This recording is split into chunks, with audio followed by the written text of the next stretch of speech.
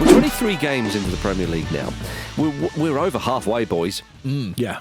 We are. We're not far from the business. What are you trying to say? We should have had this idea to do a state of play a few games ago when it was halfway through? No, that's too cliched. True, actually, yeah. Yeah. That's what the Athletic could probably do that, wouldn't they? Indeed, yeah. We're going to do winners and losers before the season's finished. Yeah. Before we know who are the champions. It's a good idea.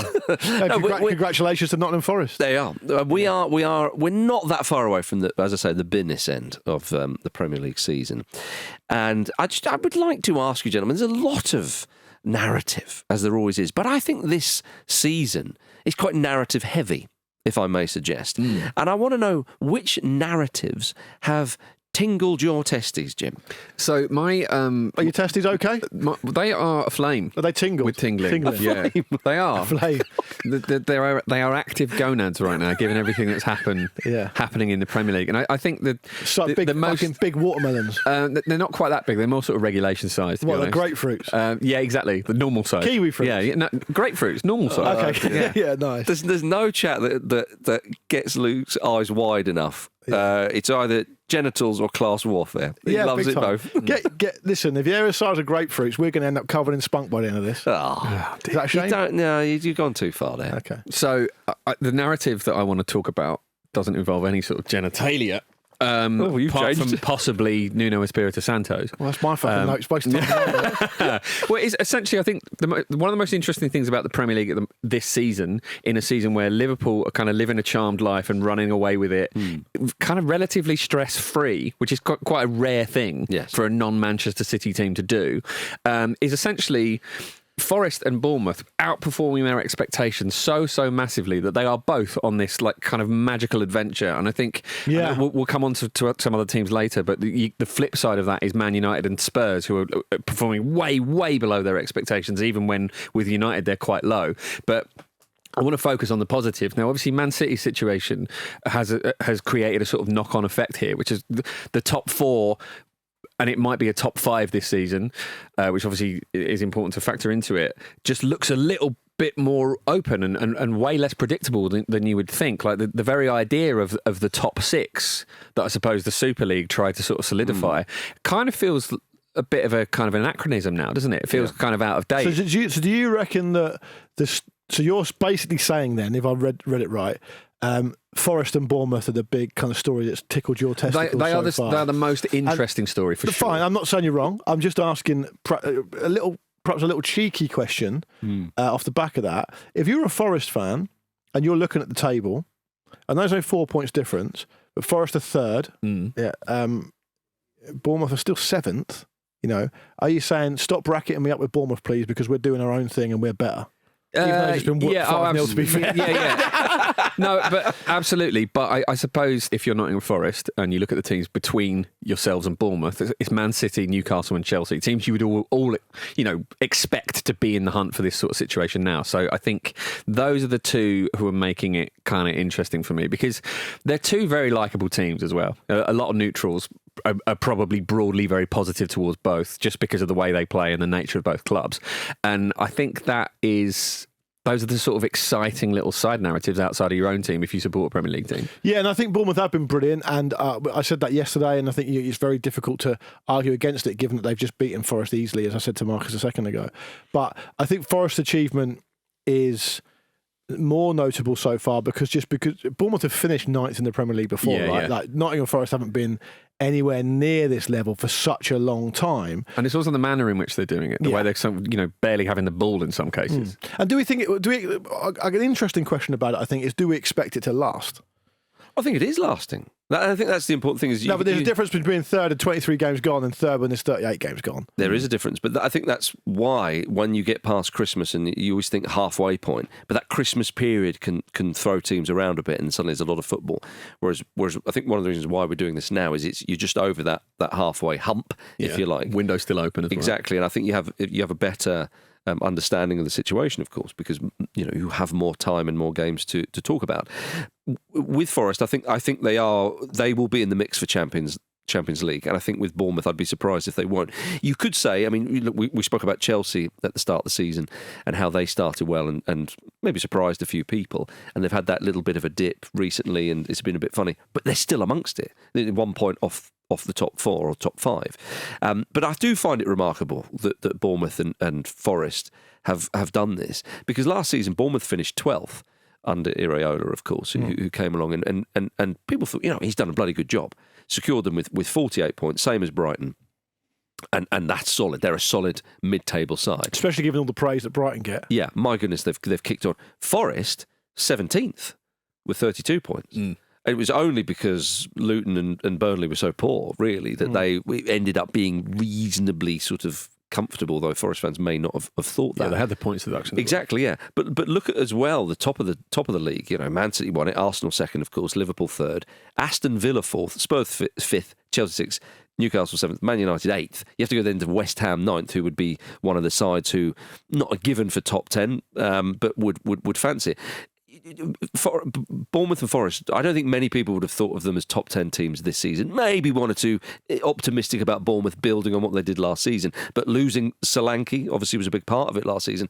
I don't think many would have thought that. The fact is that both of them have crashed into the top 10, and not just the top 10, you're talking about Champions League spots. When Villa made Champions League last season, they did it just with a couple of points above Spurs, and it was a huge thing. You remember seeing the scenes at the club when they were having their end of season party, and it felt like they'd almost like won something, which I understand that.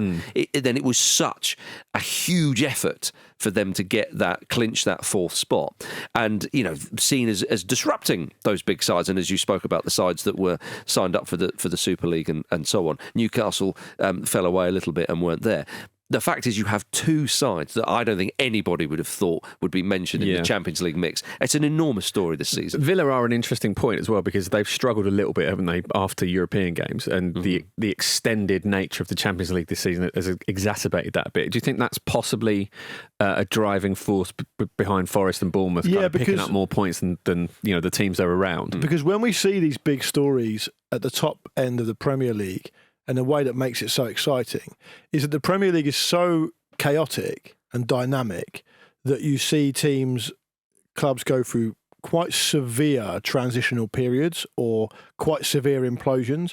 And when those things happen, the scene is set for an unfancied team to take advantage of it. It doesn't mean they always do, but I think Villa basically went toe-to-toe with Spurs last year to get into the Champions League and came out on top. Yes. But what needed to happen for that to be possible, and I'm not taking anything away from Emery and the team he's built and the way he's done it, because he's been brilliant, but Chelsea was still in transition. Newcastle United have come off the back of being in the Champions League and struggling to make that adjustment. Man United have been in big trouble for a long time now.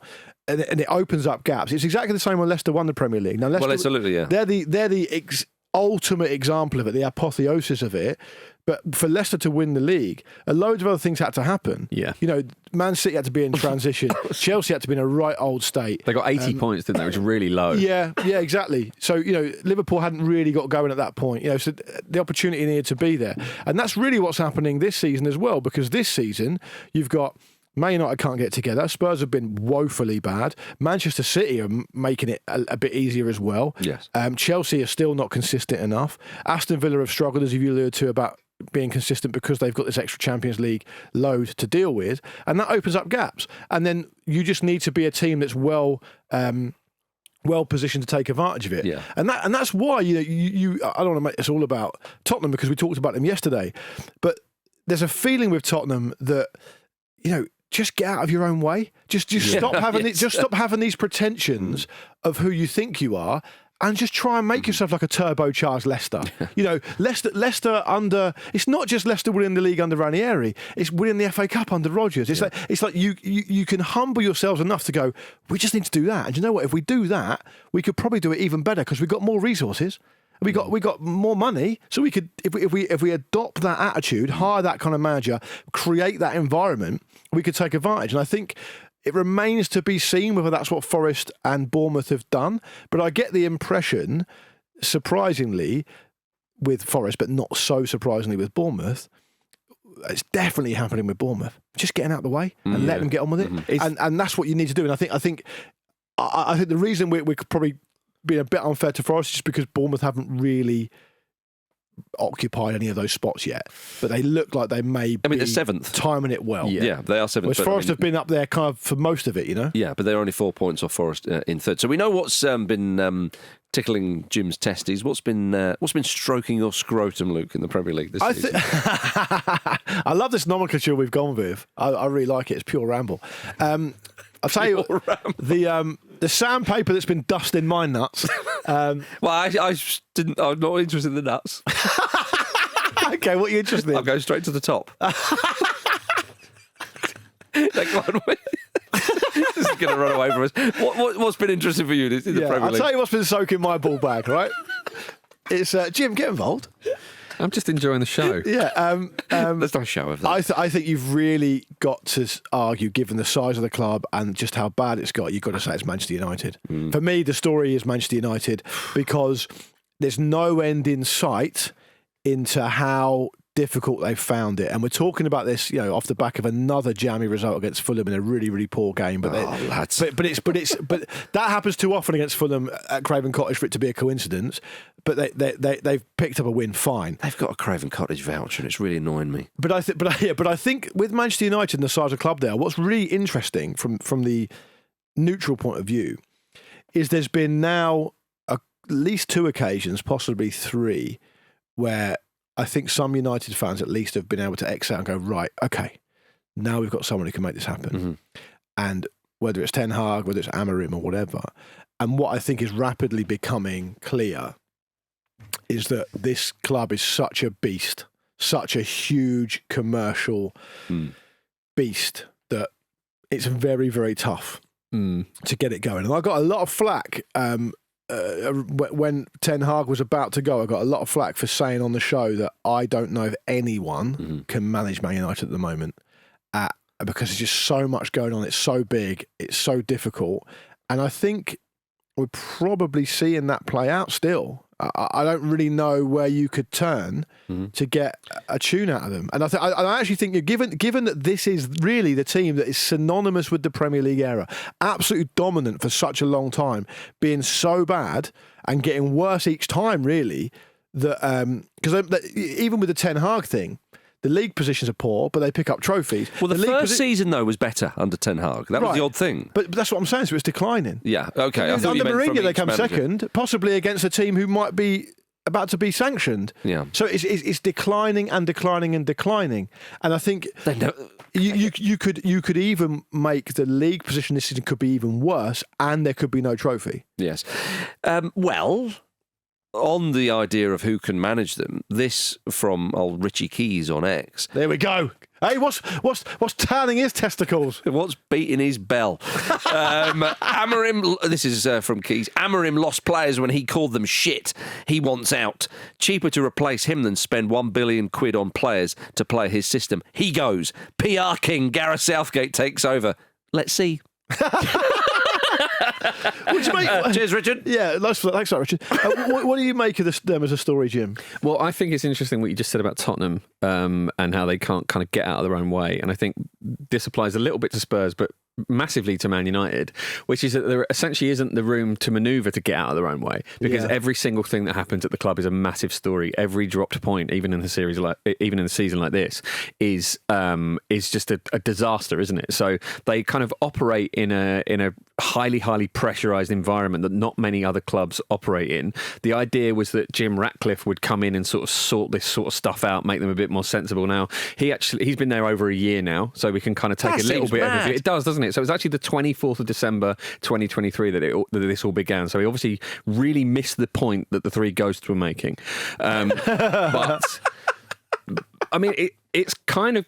I understand that in some cases things have to get worse before they can get better. It's almost like... It feels like, you're trying to sort out a box of wires and it's just like, where does one end and one begin? And you've got to untangle it all and it gets worse and then suddenly things make sense. But we still don't look at anywhere near the point where anything makes sense. It's got so bad under Amorim. We said it was probably 2-3 weeks ago now that it's worse under him than it was under Ten Hag, which we maybe perhaps expected. But there seems little sign that it's going to get better or that it's going to change. And a lot of it is the kind of sort of rancor just surrounding the club. There's so much rage and there's just so little hope there.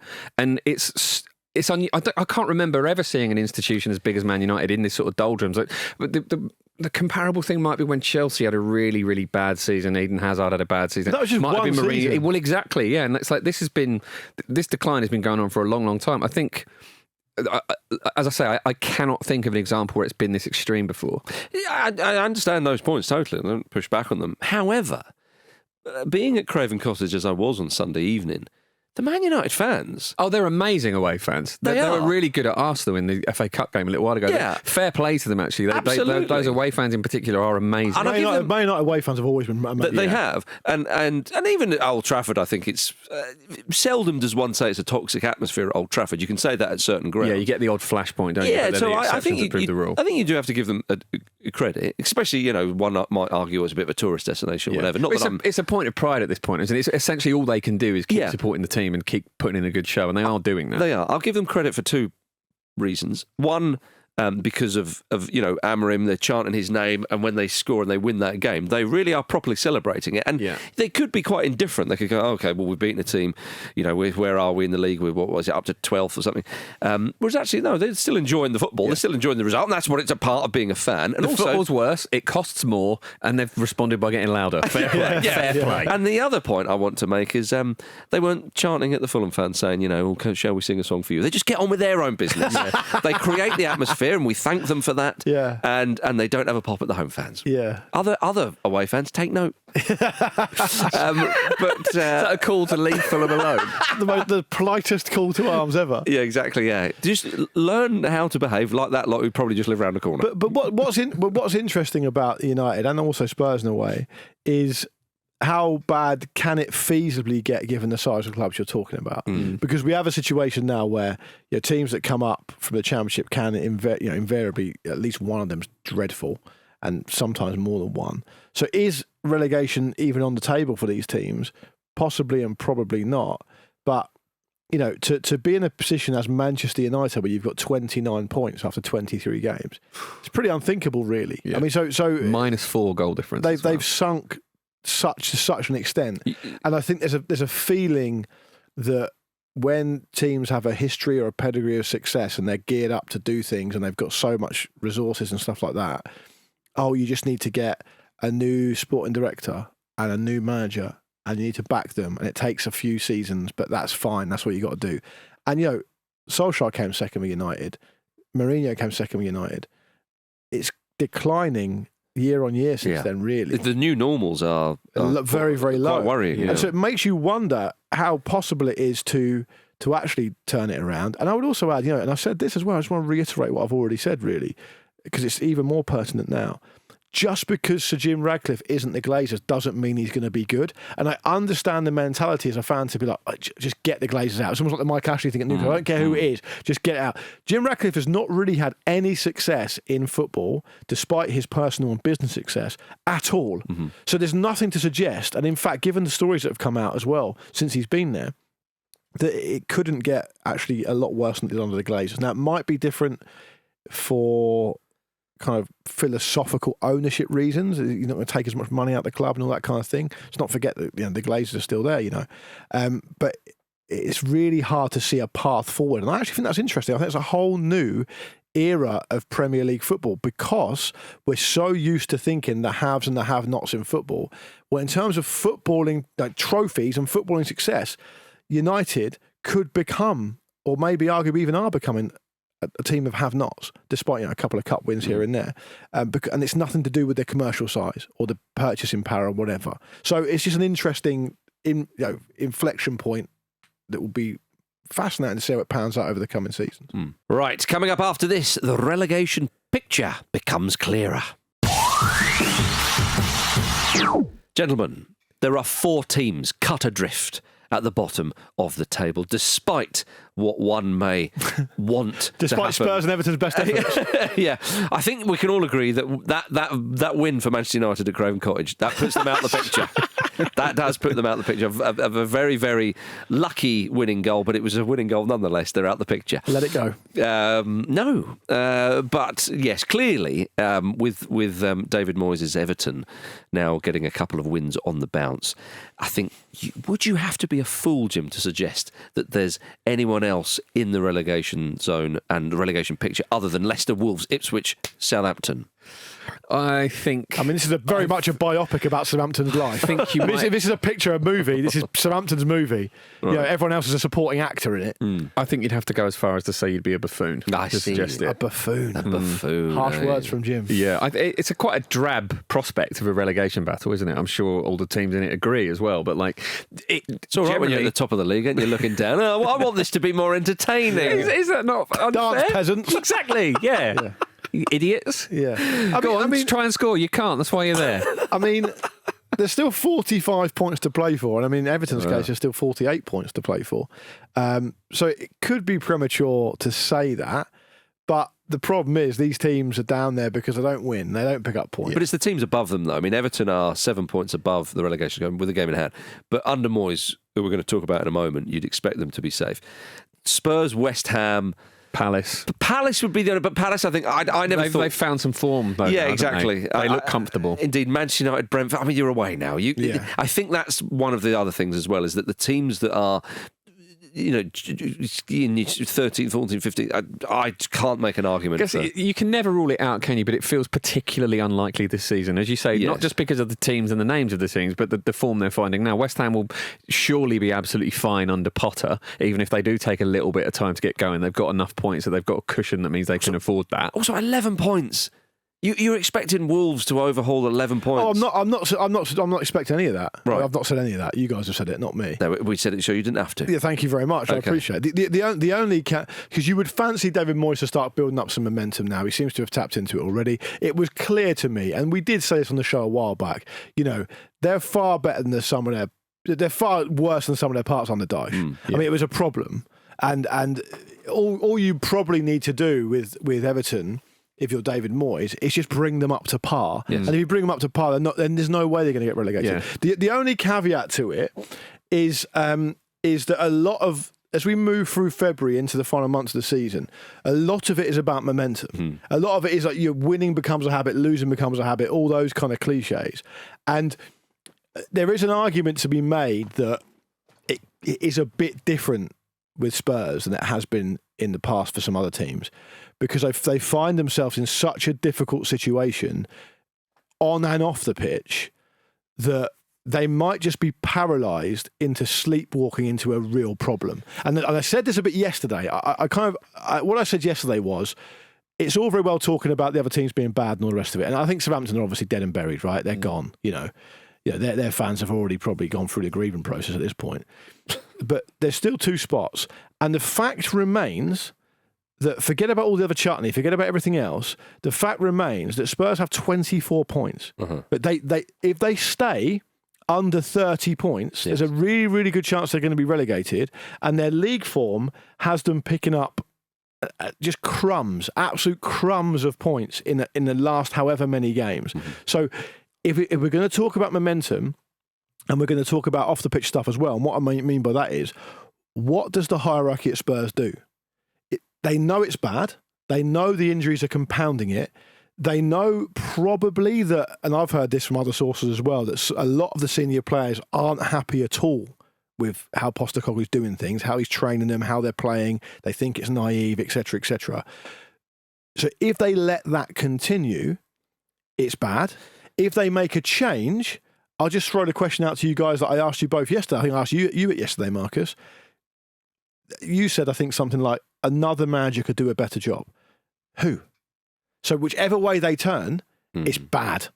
And it may well be they'll get away with it because other teams have just simply been worse, but it's bad. Well, I think you can look at pretty much every manager in the Premier League and think they would do a better job. No, but I mean, in terms of a realistic hire post-Postecoglou, who can they get? But who is possible? But the chat is, I said 4 teams are cut adrift at the bottom. Are you suggesting that Spurs are going to come crashing into that and make it?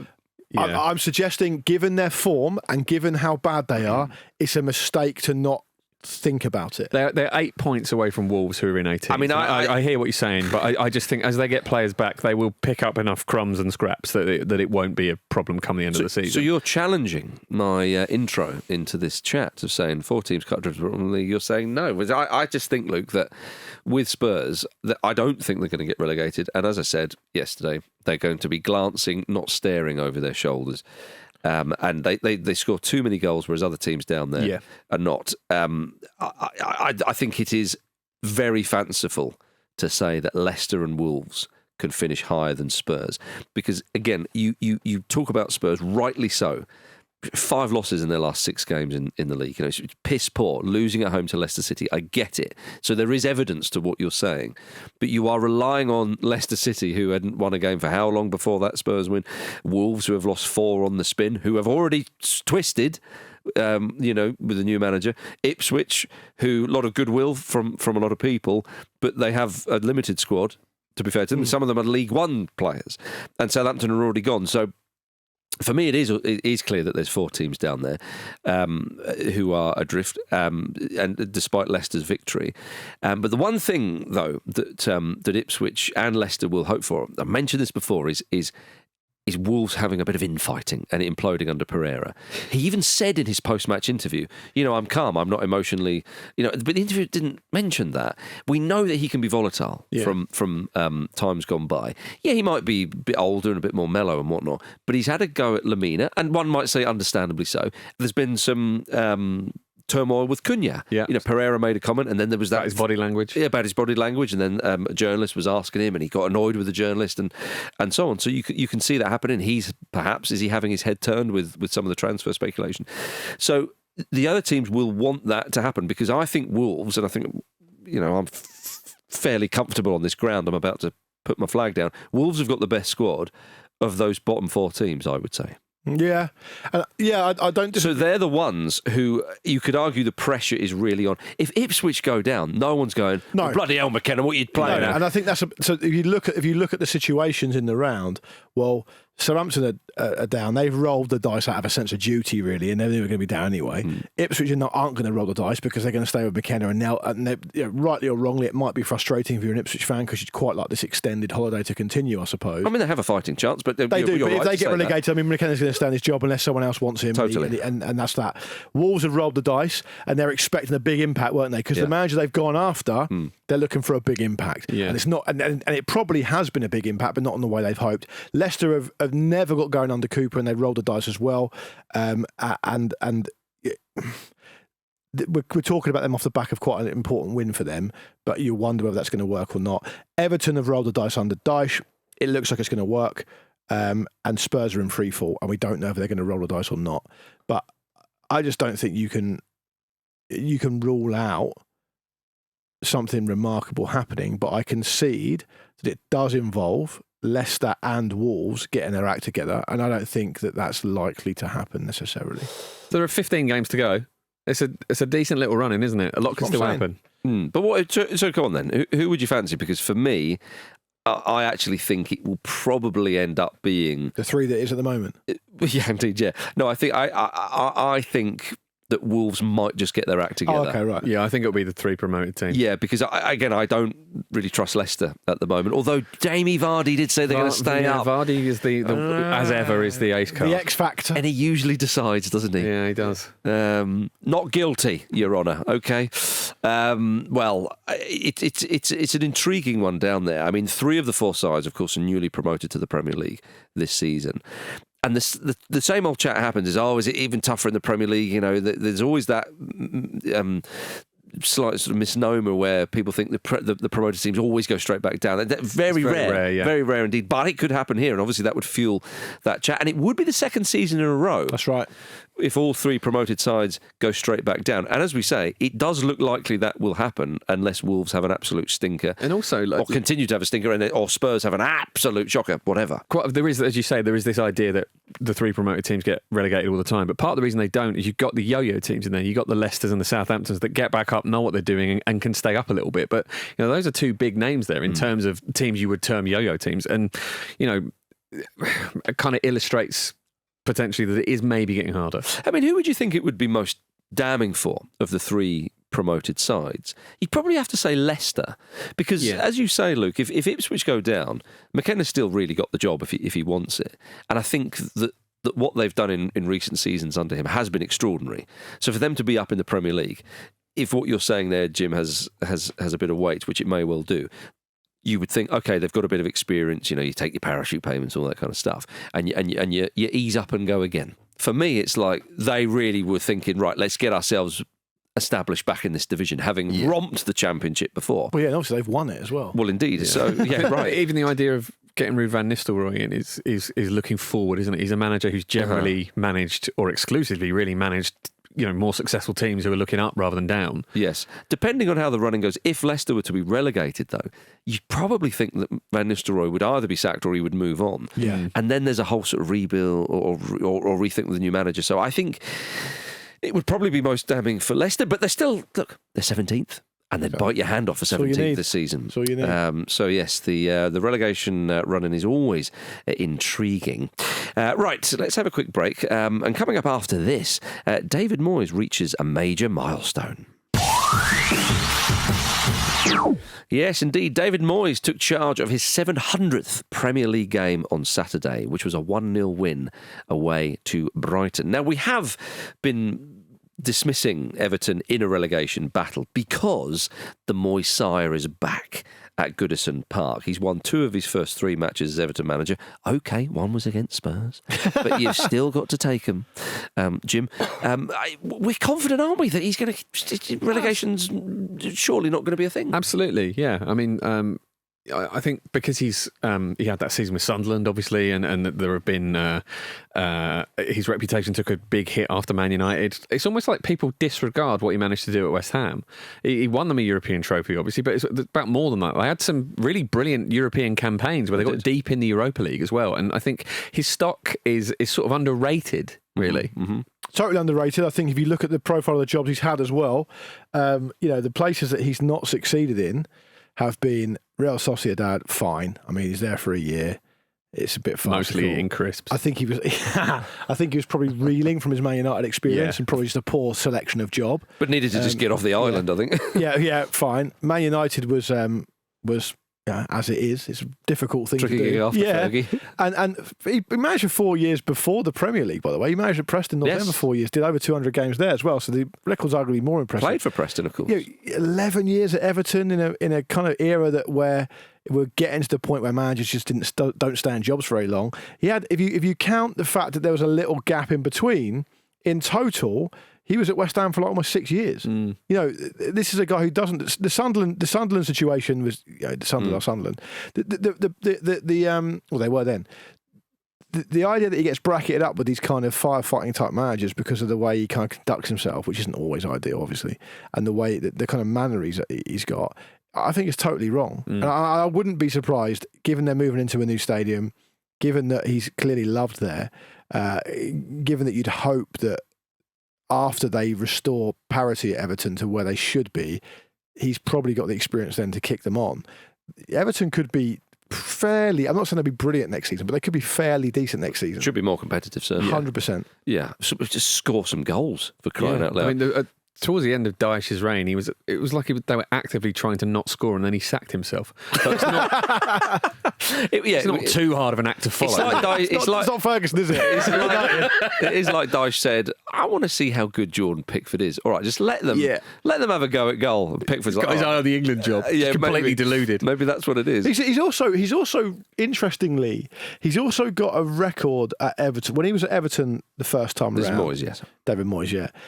He didn't, with the exception of I think one season with Yakubu and possibly one season with Louis Saha, they didn't really have, just picking up on your point about scoring goals, they've never really had a player who's just gone loads of goals, bang, loads. Even in the kind of post-Moyes tenure, Lukaku comes in and starts scoring a load. Well, he'd be one that leaps them during Moyes' tenure, if you look at the list of, for example, you got Rooney 9 top goal scorers in the league for Everton under Moyes. Rooney with 9, James Beattie with 11.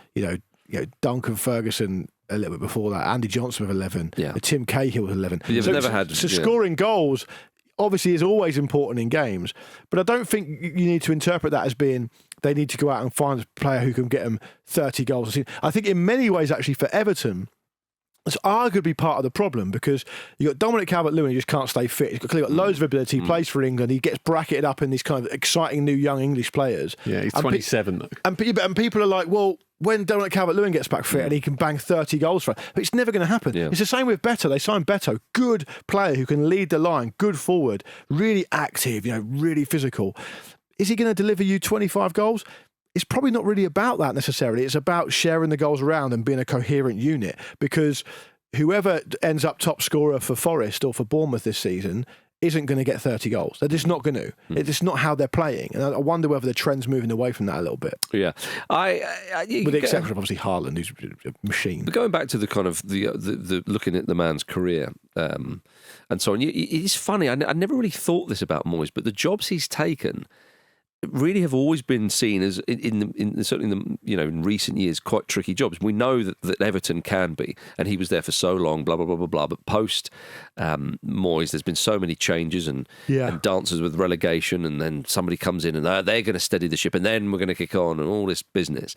Obviously, the Manchester United job, he was on a hiding to nothing there. Sunderland at that time spoke for itself, and even West Ham. You remember the madness going to the London Stadium, and he was the one who tried to kind of get some sort of stability. Yeah, and also, a really big thing that's sort of underrated about that time there as well, though I'm sure West Ham fans probably rate it, is that stadium needed memories attached to it. It needed really, really good positive memories that they could sort of draw on when they're in there and things aren't going so well, as every stadium does. And he provided that really against the odds. Possibly the only person, you might argue. But yeah, so he has all that. But his time at West Ham most recently, you would think a guy, 61, Moyes, obviously younger when he was there by the odd year, but when he goes there, you're right, Luke, to sort of bracket him up and think, oh, he's this type of manager, that type of manager. We know Moyes it's not the most attractive football per se, but there's very few managers that you would say. It's not the most attractive man. Oh, come on, there's no need for that. I'm just saying, it might be reflexive. Is it? Yeah. Is it? Well, I just think he looks dour. Wouldn't Harvey Renard be a more successful manager in the world game generally if it worked like that? You find he's won trophies, Jim. Yeah. Marcus, back me up on that. Well, I don't. The facts back you up. But I will be very much waving the facts in the air. It sounds frivolous, but when people used to say the reason at that point when it was Ronaldo, Messi, and Rooney, people were underrating Rooney is because he didn't look that great. He didn't get the marketing campaigns as much. Yeah. It's the same thing. It informs it. People look at Moyes and they go, he's an old Scottish man who looks dour. They do. That's what they inform. Okay, fine. Part of everyday life. Well, anyway. So you're talking about his aesthetics rather than his general... Yeah. People look at me and go, wanker. That's part of it. Yeah, but no, they hear you. Yeah, it's based on a podcast, isn't it? That's the difference. It's all part of the package. I'll bring the whole package, don't worry. Yeah. But back to Moyes at West Ham. I think Declan Rice said, admittedly on the pitch, pretty much with the Europa League trophy. Sorry, with the Europa Conference League trophy in his hands. Very good.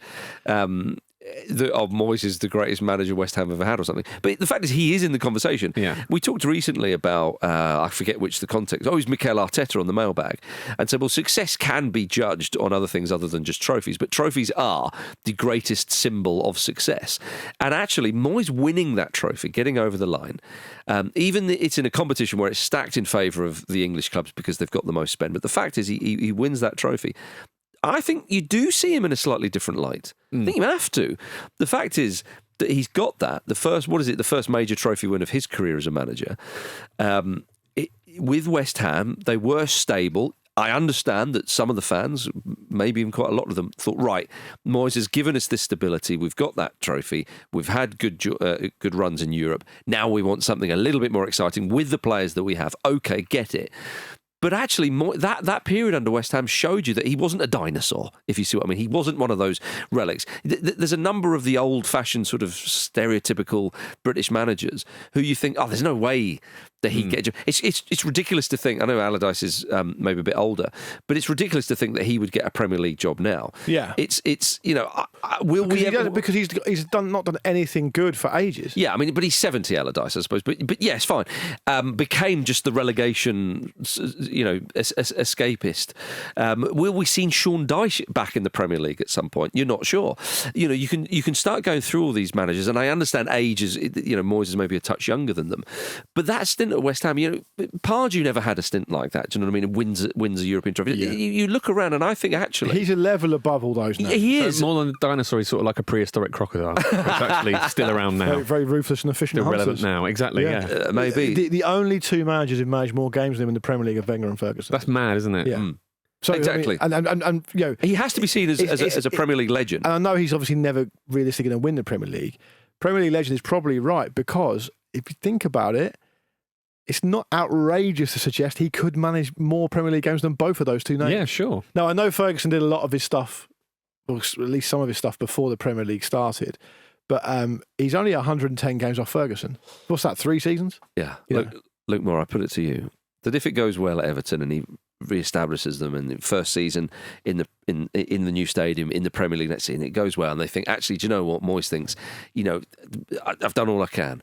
And then perhaps he's the guy to sort of re-stabilise teams, if you want. Get him back at Man United. I would just give him a Premier League trophy for his own. So there you go.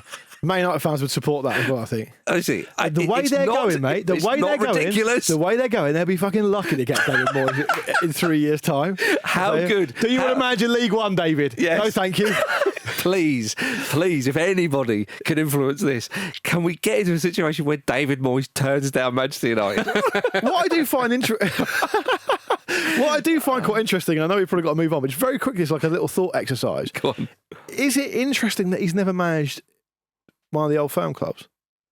Given his profile, given his because I think, but given the fact that he has spent so many years in England, south of the border, so I think it's possible that he could get the national job in a few years. I think he's got to get the Scotland job at some point. He is only 61, isn't he? I mean, with respect, he looks older than that, possibly because of Man United. Have a go at him. This is not. Have a go at him. No, but he does. Say that to his old face, Jim. Jim, he threatened to slap me. I said he's dour, and Jim said he's old. What's worse? I did actually reaffirm that he's old. But what I'm saying though is that it's easy to forget that he is 61 and the Scotland job is probably there for him in the future. And he might well break that record. But do you reckon when he walks in to a new club, the players are obviously young and dynamic and vivacious, just go, oh fucking hell, he's old.